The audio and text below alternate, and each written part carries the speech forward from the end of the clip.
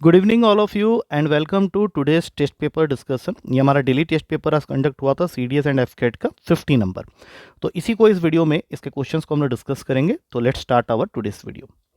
सबसे पहला क्वेश्चन था सक्सेसिव डिवीजन का। तो a number when divided successively by 4 and 5 leaves reminder 1 and 4 respectively. मैंने सक्सेसिव डिवीजन के बारे में तुम्हें बताया हुआ है कि ऐसे केसेस में तुम्हें क्या करना होता है कि जो भी नंबर है अगर वो सक्सेसिवली डिवाइड हो रहा है 4 एंड 5 से, तो इसका मतलब है कि उस नंबर को तुम पहले 4 से डिवाइड करोगे और रिमाइंडर को नोट करोगे, और इस प्रोसेस में जो कोसेंट आएगा फिर उसको डिवाइड करना है the next number that is 5 से, और फिर तुमको रिमाइंडर लिखना है और फिर नेक्स्ट कोसेंट को डिवाइड करना है। तो यहाँ पे दो बार ही ये काम हुआ है, तो नंबर तुम्हें पता नहीं है। A number when successively divided by 4 and 5 leaves reminder 1 and 4 respectively. तो 4 और 5 मैंने ऊपर लिख दिया और रेस्पेक्टिव रिमाइंडर्स नीचे लिख दिया। अब हमें क्या करना है, ऐसे एरो बनाने हैं। इसके ऊपर करना है प्लस, इसके ऊपर इंटू और फिर प्लस, इससे हम लोग नंबर तक पहुंच जाएंगे। तो ये हो गया 5 + 4 9, 9 × 4 36 + 1 37, मतलब वो नंबर था 37। मैं वेरीफाई करवा देता हूँ। अगर तुम 37 को 4 से डिवाइड करते हो तो 9, ये आ गया रिमाइंडर 1। अब इस प्रोसेस में जो कोसेंट आया है उसको 5 से डिवाइड करना, इसको बोलते हैं सक्सेसिव डिवीजन।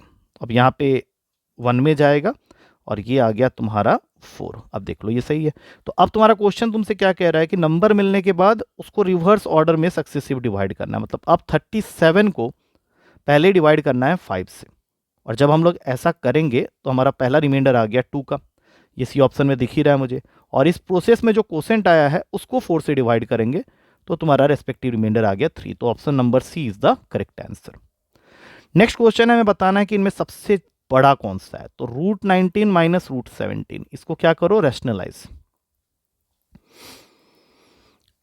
अब रैशनलाइज का मतलब होता है कि √19 + √17 से ऊपर नीचे मल्टीप्लाई करना। तो a² - b² से ये 2 हो जाएगा, नीचे बन जाएगा √9 + √17। और अगर तुम ध्यान से देखो तो सब में √2 का डिफरेंस है, तो हर केस में यही बनने वाला है। सेकंड वाला बन जाएगा 2/√13 + √11, फिर उसके बाद वाला बन जाएगा 2/√7 + √5, और उसके बाद वाला बन जाएगा 2/√5 + √3।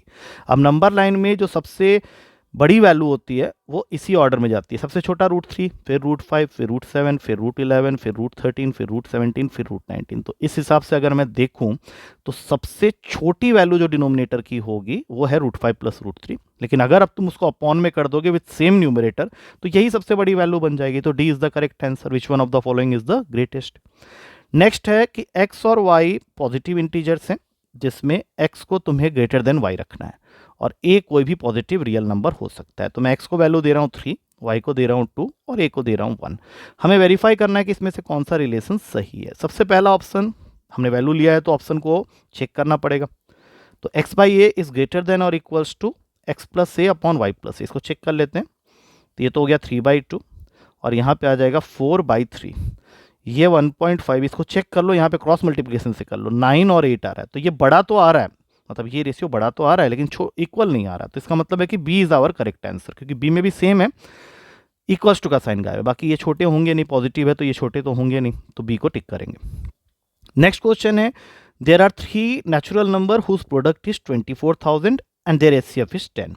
तो मैं नंबर्स को लेट कर लेता हूँ 10A, 10B और 10C। और क्वेश्चन के अकॉर्डिंग इनका प्रोडक्ट तुम्हें दिया हुआ है 10A × 10B × 10C is equals to 24,000। अब यहाँ से क्लियरली दिख रहा है कि ABC 24 के इक्वल आ गया। तो तुम्हें पूछा गया कि how many such triplets of numbers are there. तो ABC इक्वल्स टू 24 के पेयर्स लिख लो। सबसे पहले आ गया 1 1 24, फिर आ जाएगा 1 2 12, फिर आ जाएगा 1 3 8, फिर आ जाएगा 1 4 6। आई थिंक 1 वाले सारे खत्म हो गए, फिर 2 वाले स्टार्ट हो जाओ, 2 3 4, 2 6 2, फिर 3 3 4। आई थिंक इसके बाद तुम कुछ भी लिखना चाहो तो it will just be repetition of whatever we have written. तो इसका करेक्ट आंसर है, काउंट कर लो, 1 2 3 4 5 6 7, 7 is the correct answer. Next question है, cost of whitewashing the 4 walls of a room is ₹25। देखो एरिया ऑफ 4 वॉल्स का formula होता है 2 × L + B × H। तो ये पूरा वाइट वॉशिंग करने के लिए जो कॉस्ट पड़ा है वो ₹25 का पड़ा है। अब क्वेश्चन ये पूछ रहा है कि what will be the cost of whitewashing the same room जिसके लेंथ, ब्रेड्थ और हाइट को हमने ट्वाइस कर दिया। मतलब L हो गया 2L, B हो गया 2B और H हो गया 2H। तो फॉर्मूला में देखो ये 2 तो रहेगा ही रहेगा। तो अब जरा ध्यान से देखो, इन दोनों में से एक 2 तुम कॉमन ले सकते हो। L plus B into H. और अब देखो इस सारे में से एक 2 कॉमन बाहर आ जाएगा, तो अंदर क्या बच गया, 2 into L plus B into H. 2 into 2, ये 4 बाहर निकाल लो, तो अंदर रह गया 2 into L plus B into H. मतलब जो वैल्यू 25 का दिखा रहा था उसका ये 4 टाइम्स हो गया है, तो 4 इंटू 25, 100 रुपये लगेंगे अगर हम लोग ऐसा करते हैं, तो C is the correct answer. Next question है, ये क्वेश्चन मिसप्रिंटेड था, मैं वैसे सॉल्व करके बता देता हूँ क्या है, तो इसमें सबको ग्रेस मार्क्स मिल जाएंगे। वॉल्यूम दिया हुआ है तुम्हें एक राइट सर्कुलर कोन का 169 5/7। अब इतना सेंटीमीटर क्यूब है, साथ में कंडीशन है कि height is equals to 2 times of radius, और हमें बताना है डायमीटर। तो वॉल्यूम का फॉर्मूला होता है 1/3 πr²h। अब इसको थोड़ा सॉल्व कर लेते हैं। 3 में गया 7, ये कटेगा यहाँ से 6 में, मतलब ये टोटल बन रहा है 1188/7। अब 1/3 पाई की वैल्यू डाल लो 22/7। आर हमें रखना है तो r² को रहने देते हैं, h की जगह 2r डाल दो, तो ये हो जाएगा 2r। अब अगर हम लोग ध्यान से देखें तो 7 से 7 गया, और तुम्हारा और भी कुछ वैल्यूज़ यहाँ पे 11 के टेबल में इसको काट दो, तो ये 108 हो गया। अब 2 इसको काटेगा 54 में, और ये 2 इसको काटेगा 27 में। अब ये जो 3 बच जा रहा है, जिसके वजह से ये आंसर हो गया यहाँ पे गलत, क्योंकि r³ आ गया 81, r² आता तो बात बन जाती। तो यहाँ से ये क्वेश्चन गलत हो जा रहा है, तो इसके लिए ग्रेस मार्क्स सबको मिल जाएंगे। नेक्स्ट क्वेश्चन आ रहा है तुम्हारे पास में,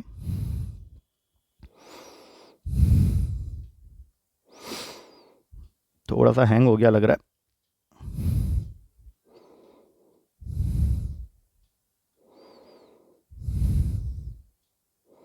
नेक्स्ट क्वेश्चन है कि 3 of the following parts are exactly equal, which of the parts is not equal to the other 3, ये हमें फाइंड करना है।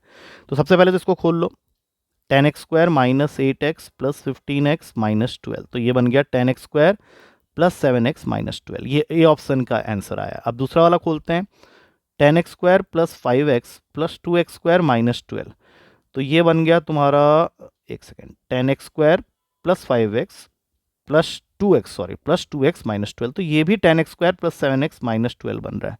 मतलब ए और बी तो सेम ही है। अब चलते हैं सी ऑप्शन की तरफ, इसको खोलते हैं, 2 5x² plus 3x minus 10x minus 6, तो ये हो गया 10x² minus 7 minus 14x minus 12। अब यहाँ पे मुझे ये दिख रहा है कि ये थोड़ा सा अलग आया है, ये पहला ऑप्शन है जो थोड़ा सा अलग आ गया है, तो इसको मैं टिक मार सकता हूँ, लेकिन मैं एक बार डी को भी चेक कर लेता हूँ, मुझे लग रहा है यही सही है।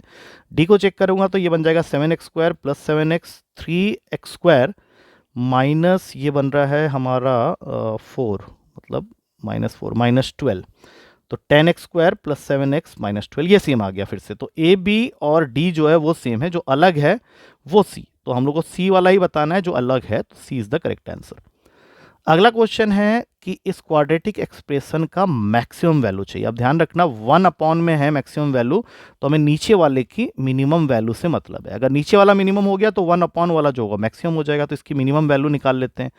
किसी भी क्वाड्रेटिक एक्सप्रेशन का मिनिमम वैल्यू जिसमें a इज ग्रेटर देन 0, जैसा कि तुम देख सकते हो ax² plus bx plus c, मतलब इसको तुम x² प्लस x प्लस 1 लिखोगे तो ये इस फॉर्म में है, और इसका जो कोफिशिएंट ऑफ x² जिसको हम लोग a बोलते हैं वो ग्रेटर देन 0 है, तो इसकी मिनिमम वैल्यू का फॉर्मूला होता है 4ac minus b² upon 4a। और अगर हम लोग ये कैलकुलेट करें तो ये वैल्यू आ रही है 3/4, तो डिनोमिनेटर की 3/4 मैक्सिमम वैल्यू वो ऊपर जाके वो बन जाएगा 4/3। दैट मीन्स मैक्सिमम वैल्यू जो हुआ इस पूरे एक्सप्रेशन का वो तुम्हारा बन गया 4/3, that is C option. Next question है तुम्हारा नाइन्थ क्वेश्चन में क्या दिया हुआ है, ये हैंग क्यों हो रहा है यारों।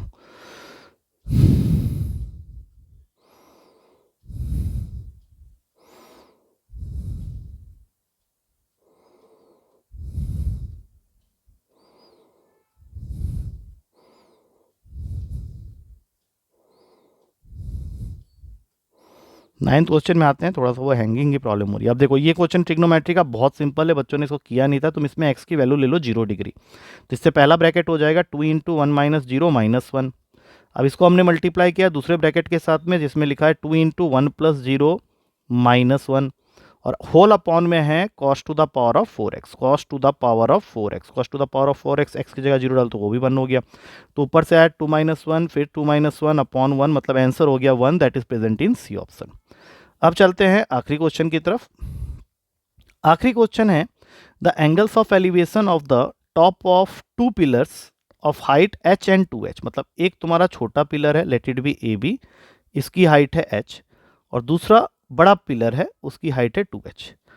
Now from a point on the line joining the fit, the angle of elevation, तुमने एक पॉइंट लिया है यहाँ पे और इनके एंगल ऑफ एलिवेशन को देख रहे हो, तो they are complementary to each other. इसको थीटा तो इसको 90 माइनस थीटा। ना if the distances of the feet of the pillars from the point B X and Y, मतलब ये डिस्टेंस एक्स का है और ये डिस्टेंस वाई का है, तो तुम्हें 2h² की वैल्यू चाहिए। तो सीधा सीधा क्या करो, ट्रायंगल ले लो ए बी पी, तो इसमें tan थीटा की वैल्यू हो गई h/x, और फिर दूसरा ट्रायंगल ले लो that is P D C, इसमें हो गया tan 90 minus theta is equals to 2h/y। All of us know tan 90 minus theta is cot theta, तो cot थीटा की वैल्यू हो गई 2h/y और tan थीटा है h/x। इसको बना लो इक्वेशन 1, इसको बना लो इक्वेशन 2, और दोनों को कर लो मल्टीप्लाई, क्योंकि tan theta into cot theta 1 होता है, तो यहाँ पे आ जाएगा 2h² upon XY is equals to 1, that means 2h² की वैल्यू हो गई XY। अब तुमको 2h² ही पूछा गया था, तो C is the correct answer, क्योंकि XY वाला ऑप्शन वही वाला है।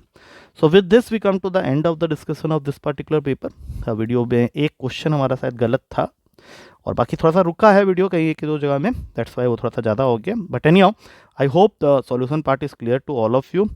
तो कल मिलते हैं फिर से नेक्स्ट पेपर के डिस्कशन के साथ। टिल देन इसको गो थ्रू कर लो, if you find any difficulty in any solution you can ask me in the class, ठीक है। Till then take care and thank you.